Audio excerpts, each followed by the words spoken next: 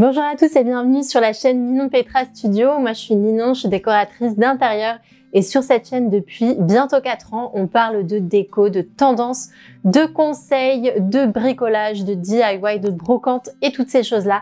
Donc si les sujets vous intéressent, je vous invite à vous abonner tout de suite. Bon, avant de rentrer dans le vif du sujet de cette vidéo, j'avais une petite annonce à vous faire.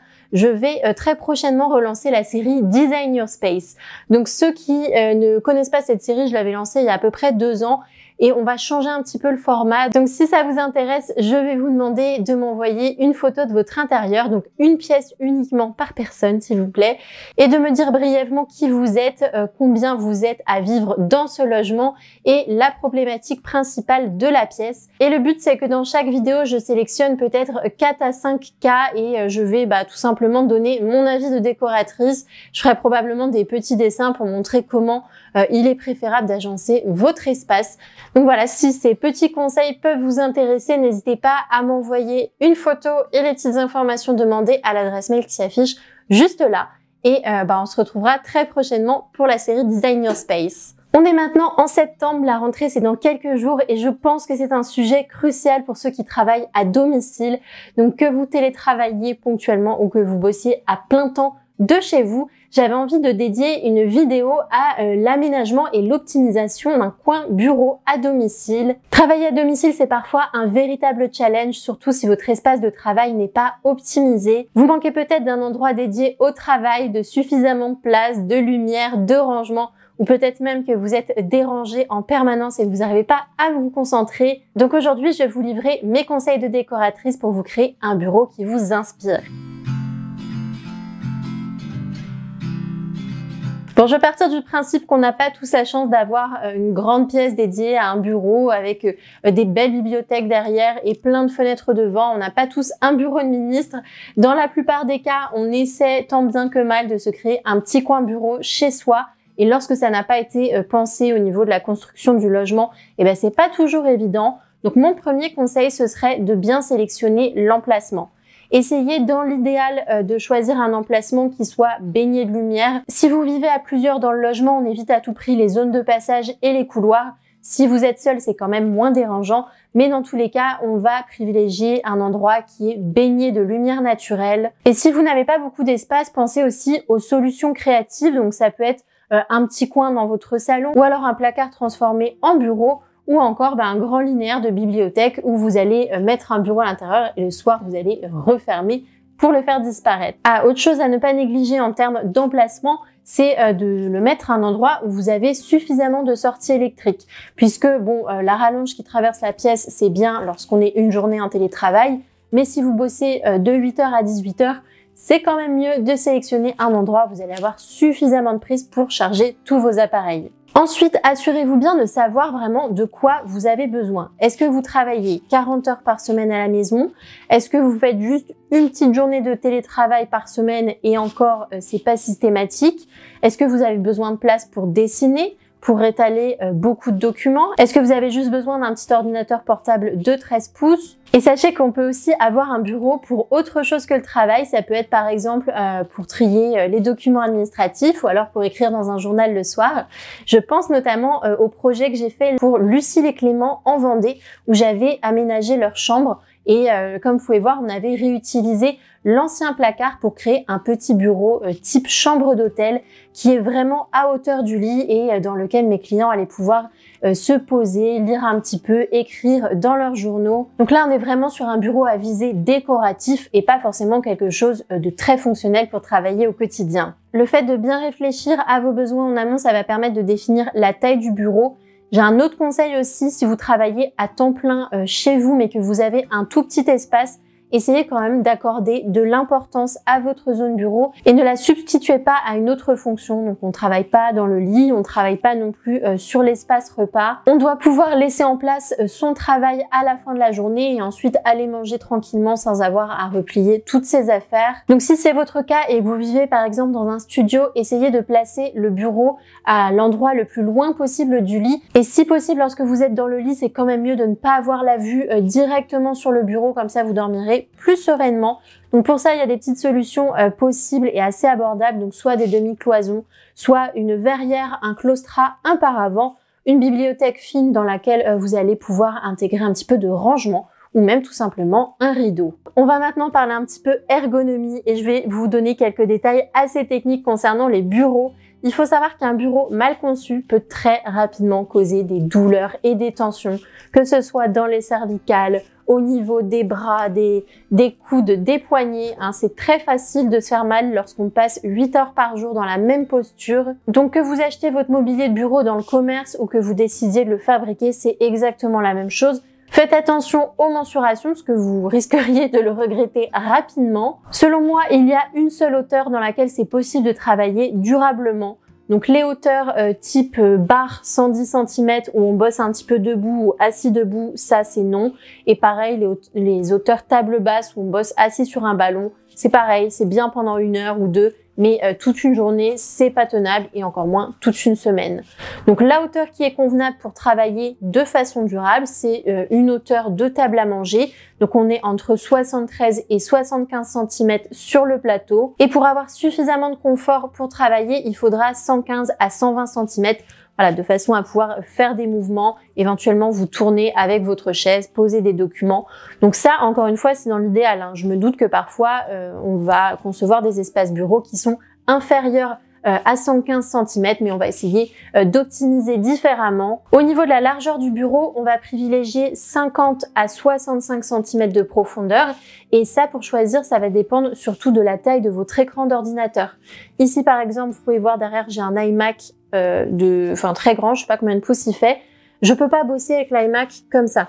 En fait, moi, je suis obligée d'avoir 65 cm de profondeur pour avoir suffisamment de recul et pas me sentir étouffée par mon ordinateur. Après, si vous bossez, je sais pas, sur un iPad, là j'ai un iPad sous les yeux, l'iPad, clairement, je peux l'avoir à 40 cm, c'est quand même beaucoup moins gênant. Autre distance qu'on a tendance à oublier mais qui est hyper importante, c'est la distance entre vous, donc votre corps, votre assise, et ce qu'il y aura derrière, donc soit un mur, soit une bibliothèque, soit un autre élément de mobilier. On privilégiera minimum 90 à 100 cm pour pas se sentir étouffé. Faites attention aussi à laisser suffisamment de place sous le bureau pour le mouvement des jambes, puisque quand on bosse 8 heures dans la journée, on a besoin de s'étirer un petit peu. Donc pareil, on évite d'encombrer dessous. Je vais vous montrer l'exemple de l'appartement de Monia à Bruxelles sur lequel j'ai travaillé l'année dernière. Donc ici, on est sur une grande chambre, je crois qu'elle faisait 16 mètres carrés et elle va combiner à la fois un espace nuit, un espace de rangement et un bureau à vocation créative pour faire de la couture. Donc vous voyez, j'ai dessiné beaucoup de rangements sur la partie basse dans lequel elle va pouvoir ranger toutes ses fournitures créatives.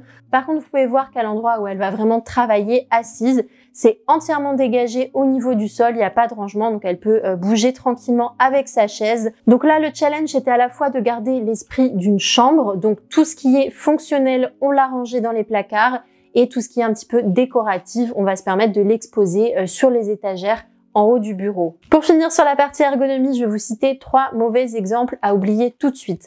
La première chose, ce sont les gros bureaux qu'on avait il y a 15-20 ans, dans lesquels on plaçait des énormes ordinateurs qui sont beaucoup trop profonds. Ceux-là, malheureusement, ça va être difficile de les restaurer et de les incorporer dans votre agencement. Lorsqu'on crée un coin bureau, il a plus vocation à être minimaliste et fonctionnel.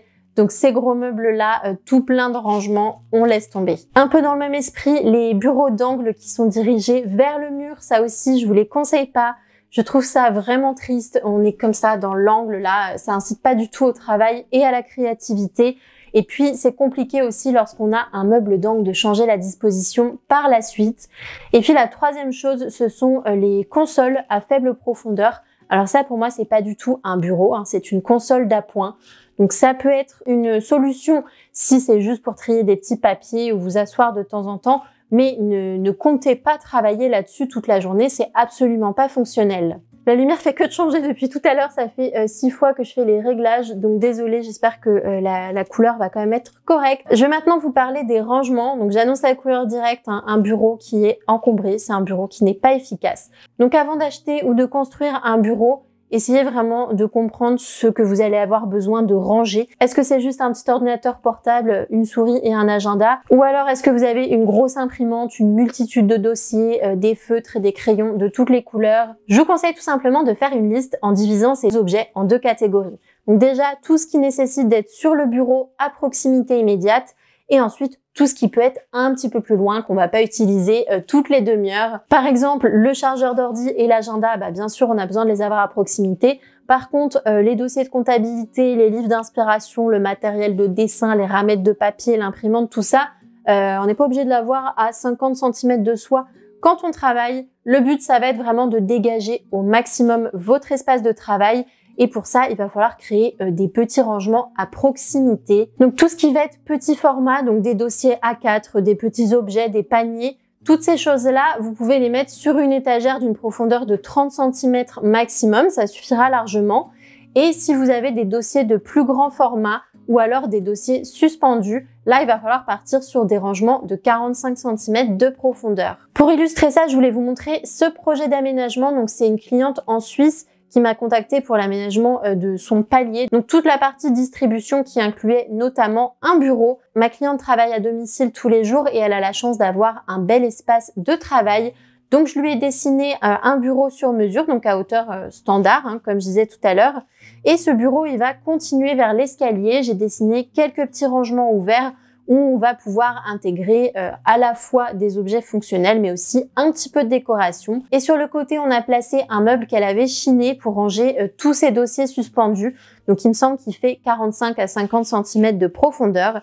Et puis derrière, on a ces grandes bibliothèques qui resteront ouvertes, mais c'est pas contraignant puisque, vu qu'elle est tournée vers le bureau et vers son ordinateur, elle n'aura pas la vue sur ses dossiers en travaillant. Maintenant, quid des caissons sous le bureau? Si c'est possible, essayez de les éviter parce que c'est vraiment pas confortable d'avoir un meuble juste à côté de vos jambes qui va vous bloquer en fait dans vos mouvements. Si vraiment vous n'avez pas d'autre choix, optez pour un caisson fin et essayez d'en mettre un d'un côté uniquement. Moi, je vous conseille plutôt de capitaliser sur le mur qui est en face de vous. Donc là, par exemple, j'ai mon plateau, mon ordinateur. Et ce qu'on voit pas en haut, c'est que j'ai des petites étagères de rangement. Donc je conseille quand même de laisser minimum 90 à 100 cm avant de fixer des étagères pour ne pas se sentir trop écrasé visuellement. Et donc d'une manière générale, si votre bureau est situé dans une pièce de vie, privilégiez au maximum des rangements qui seront fermés. Et si en revanche vous avez la chance d'avoir un plus grand coin bureau, une alcôve ou même une pièce dédiée à cette fonction, dans ce cas-là, tout ce qui est à votre vue, essayez de le fermer. Par contre, tout ce qui est derrière et que vous voyez pas en travaillant, vous pouvez le laisser ouvert. L'achat le plus important pour vous sentir confortable au quotidien, c'est le fauteuil. Donc, on va opter pour une assise de 40 à 50 cm. Ça va dépendre surtout de votre taille. Donc, n'hésitez pas à le tester, à vous asseoir et à bien vérifier que votre genou est en angle droit lorsque vous êtes assis. Dans l'idéal, c'est quand même préférable d'acheter un fauteuil qui se règle en hauteur. Et c'est encore mieux d'opter pour un modèle pivotant. Alors aussi, il y a de plus en plus de marques qui font des fauteuils de bureau avec des assises larges. Donc ça, c'est adapté aux personnes qui sont plus corpulentes, mais aussi aux gens comme moi qui aiment s'asseoir comme ça quand on travaille, donc en tailleur. Donc je fais pas ça à longueur de journée, mais je vous avoue que quand je fais du montage comme ça, je suis hyper bien les jambes croisées. Sinon, vous pouvez opter pour un petit caisson ou un marchepied qui permettra de surélever les pieds. En gros, ce qu'il faut retenir, c'est qu'au bout d'une journée de travail, on a besoin de réinventer un peu sa posture. Donc essayez de réfléchir à différentes façons dont vous pourrez vous positionner pour travailler. Pour le choix du fauteuil, il faut bien choisir le juste milieu entre le confort et le volume d'encombrement. Donc optez pour une assise moelleuse avec un coussin assez épais et ne choisissez pas des fauteuils de bureau en tissu blanc parce que généralement on travaille habillé. Et si vous avez des vêtements foncés, ça va très rapidement déteindre et devenir sale. Un point essentiel pour pouvoir travailler efficacement, c'est l'éclairage de votre bureau. Donc je disais, c'est un must de pouvoir bosser dans une pièce qui est bien éclairée, qui est près d'une fenêtre. Après, faites attention quand même à ne pas placer n'importe comment votre ordinateur, puisque si la moitié de la journée, le soleil y réfléchit dans votre écran, vous n'allez pas pouvoir travailler très efficacement. Souvent, quand on se fait un petit coin bureau, il n'y a pas forcément de sortie électrique, de plafonnier juste au-dessus. Donc, on peut pourquoi pas déporter un luminaire ou faire poser une applique. Bon, c'est pas forcément essentiel. Par contre, ce qu'il est selon moi, c'est d'avoir une petite lampe à poser juste à côté du bureau. Donc, ça peut être soit un bras dépliant, soit tout simplement une petite lampe comme ici. On la voit pas, elle est derrière. Comme ça, les matins ou les soirs d'hiver, lorsque vous bossez dans la pénombre, vous ne bossez pas simplement avec la lumière de l'écran. Ça, c'est très mauvais pour les yeux. C'est important d'avoir toujours une autre petite source d'éclairage à côté pour pas s'abîmer les yeux. Dernier point dont je dois vous parler, c'est l'utilisation des couleurs. Donc je vous répète souvent que les couleurs, ils ont un gros impact sur notre état d'esprit et c'est hyper intéressant à analyser dans le cas d'un bureau parce qu'en fonction de notre métier, de nos objectifs, du mood dans lequel on a envie de se sentir, eh ben on peut peut-être chercher à adapter tout ça avec la bonne couleur. Donc si vous utilisez du bleu, ça va favoriser le calme et la productivité, donc pourquoi pas l'utiliser sur les murs ou même sur votre fauteuil. La couleur verte, elle vous apportera de l'équilibre, de l'harmonie et de la créativité. Donc c'est pas obligé d'être un mur vert, ça peut aussi arriver par les plantes. Moi, vous voyez, je suis entourée de plantes et franchement, ça me donne une vibe très positive quand je travaille. On a aussi le jaune et le orange, donc deux couleurs chaudes qui vont procurer de l'enthousiasme, du dynamisme et qui vont favoriser la communication. Après celle-ci, je les conseillerais plutôt de manière désaturée ou alors simplement en petite touche d'écho.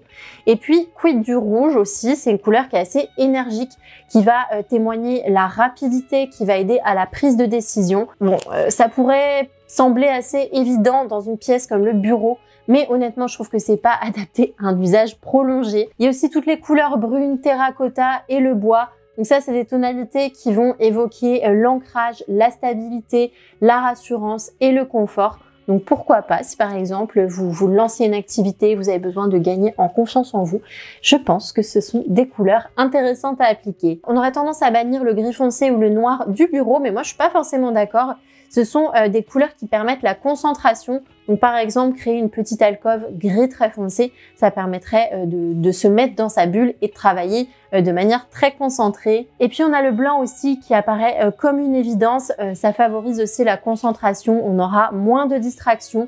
Après, je vous conseille quand même de l'utiliser comme une couleur d'équilibre avec une autre couleur en face, pas d'avoir un bureau tout blanc, tout vide, c'est un peu tristounet. Dernier petit conseil sur le sujet du bureau, est-ce qu'on doit accrocher des cadres, des photos, des murs d'inspiration, des choses comme ça? C'est une bonne idée, mais essayez de ne pas les avoir directement à votre vue lorsque vous travaillez. Donc ça peut être pas mal sur un mur qui est perpendiculaire. C'est pareil, hein, tout ce qui est tableau des tâches, calendrier, to-do list et autres. On met pas ça là sous les yeux toute la journée, c'est hyper stressant. Ça peut être culpabilisant aussi, donc on essaie plutôt soit de les mettre derrière, soit sur le côté. Voilà, donc vous avez maintenant toutes les clés pour aménager le bureau parfait à domicile. Si ça vous intéresse de travailler plus en profondeur avec moi sur ce sujet, n'hésitez pas à m'envoyer un petit mail avec des photos de votre intérieur et puis on verra quelle prestation peut vous correspondre. N'oubliez pas de vous abonner à la chaîne si ce n'est pas encore fait. On se retrouve très prochainement pour une nouvelle vidéo et en attendant, je vous souhaite bon courage pour la rentrée.